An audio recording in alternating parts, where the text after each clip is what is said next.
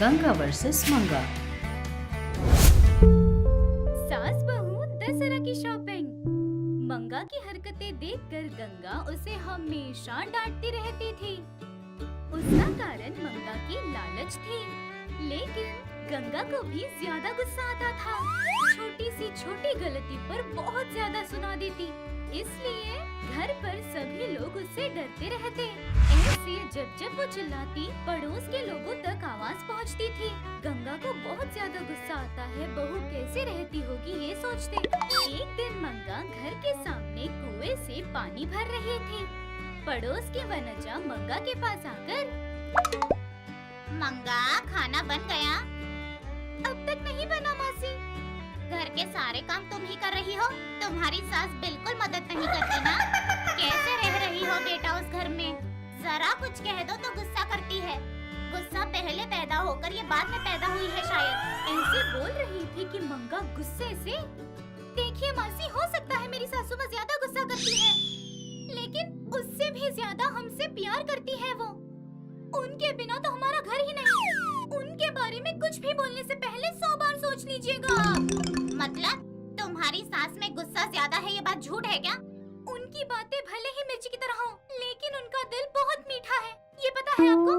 पड़ोस में रह रही है, इसलिए मेरे सास के बारे में कुछ भी कहेंगी तो मैं चुप नहीं रहूंगी, ध्यान रहे। ऐसे वो पानी का कलसी वहाँ से लेकर अंदर जाती है।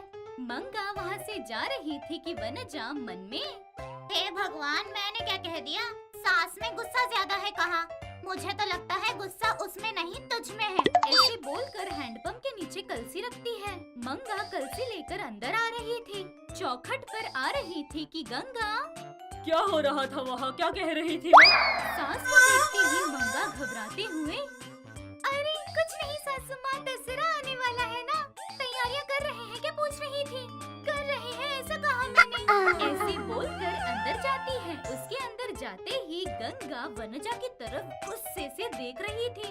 मंगा घर के अंदर आकर सारे काम कर रही थी। हॉल में बैठी सास के लिए कॉफी बनाकर, सासू माँ कॉफी, ऐसे कॉफी दे रही थी कि मंगा का पति सुंदर तभी खेत से घर लौट कर आ रहा था। गंगा कॉफी का कप लेकर, बेटा मंगा, दशहरा आने वाला है ना, कल शॉपिंग पर चलेंगे हम। तुम्हारे पसंद के कपड़े ले लेना, तैयार रहो। ऐसे कहती है। वो बात सुनकर सुंदर चौंक कर, ये हमारा ही घर है? नहीं शायद। मंगा, तुम यहाँ क्या कर रही हो? चलो हमारे घर। ऐसे पीछे मुड़ता है वो देखकर गंगा, ये हमारा ही घर है। माँ, ये तुम ही हो? शॉपिंग त्योहार वगैरह कह रही थी, इसीलिए मुझे लगा कि ये किसी और का घर है। क्यों? मैं शॉपिंग नहीं कर सकती? ऐसी बात नहीं है माँ, तुमने इतनी शांति से बिना गुस्सा किए शॉपिंग का नाम लिया ना, इसीलिए झटका लगा माँ। ये सच में तुम ही हो ना? हाँ बेटा, हर दिन हंसते हुए बात करने वाले पड़ोसी से मेरे प्रति उसका विचार क्या है? हर दिन मेरी डांट सुनकर मेरी बातों के ऊपर मेरे घर वालों का क्या विचार है, ये आज मैंने जान लिया बेटा। एक शब्द भी समझ नहीं आया माँ, थोड़ा तो विस्तार में बताओ माँ। किसी भी इंसान को हर दिन डांटो, हर दिन मारो, हर दिन ताना मारो, उस इंसान को ऐसे करने वाले पर कितना गुस्सा आना चाहिए? अरे बहुत आना चाहिए, है ना? है ना? लेकिन मेरी बहू को मैं कुछ भी कह दूं, लेकिन उसे थोड़ा सा भी गुस्सा नहीं। और मेरे बारे में किसी ने कुछ कह दिया तो चुप नहीं होती। मुझे इतना सम्मान देने वाली मेरी बहू पर मैं क्यों गुस्सा करूं? इसलिए ऐसे कहती है। वो बात सुनकर मंगा बहुत ज्यादा खुश हो जाती है। अब हमारे घर में सही मायनों में त्योहार है। अब हम त्योहार धूमधाम से मनाएंगे माँ। हाँ ठीक है, पहले हमें शॉपिंग पर जाना है, मेरी बहू के लिए साड़ी लेनी है। तुम्हारी मर्जी, पूरी दुकान खरीद लो। ऐसे अंदर जाता है। सुबह होते ही सास बहू दोनों बगल के गांव में शॉपिंग के लिए जाते हैं। सास बहू दोनों को देखकर दुकान वाला, आइए मैडम आइए, क्या चाहिए?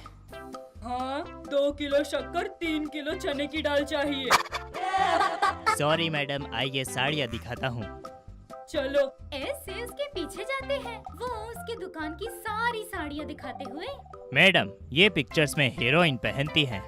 उनका पहना हुआ हमें क्यों नया दिखाओ? मैडम ये नया है। फिर भी नहीं, हमें नया मतलब जो किसी ने नहीं पहना वो दिखाओ। सासू माँ वो देखिए। कौन सी, वो नीली वाली? हाँ वही सासू माँ। अरे भैया वो दिखा दो। ऐसे कहती है वो साड़ी निकाल कर दिखाता है। गंगा वो साड़ी लेकर, ये तुम्हें पसंद आई? जी सासू माँ। ठीक है, ये देखो एक बार, ये मुझे पसंद आई। वो एक साड़ी निकाल कर दिखाती है। तो फिर यही लीजिए सासू माँ, ये नहीं चाहिए। क्यों नहीं, वो तुम्हें पसंद आई। ये मेरी बहू के लिए पसंद से ले रही हूँ। दोनों साड़ी तुम्हारे लिए, ले लो। ऐसे कहते हैं। उसकी बातों पर मंगा शौक उनके सारे पसंद के कपड़े लेकर वहाँ से बिल काउंटर पर जाकर बिल बनाकर घर आते हैं। वे दोनों लोग शॉपिंग करके हाथ में थैली पकड़कर आते हुए देख वनजा शॉक हो जाती है। ऐसे देखते ही रह गई। अपने हाथ की थैली मंगा को देते हुए, तुम घर पर जाओ, मैं वनजा से बात करके आती हूँ। ऐसे बोलकर बहू को घर के अंदर भेजती है। वनजा के पास गंगा आती है। वनजा डरते हुए, शॉपिंग पर गए थे क्या भाभी जी? हाँ, तुम्हारी वजह से। मैंने क्या किया? मुझे बदल दिया ना। सास ज्यादा गुस्सा करती है, ऐसे डांटती है, वैसे डांटती है, ऐसे बहुत कहा ना। अरे मैंने कुछ नहीं कहा भाभी। डरो मत, तुम्हारे ऐसे कहने पर ही मैं बदल गई। तुम्हारा धन्यवाद करने आई थी। थैंक्स वनजा। ऐसे वहाँ से जाती है। ऐसे सास बहू दोनों दशहरा की शॉपिंग करके दशहरा का त्योहार बहुत ही धूमधाम से मनाते हैं।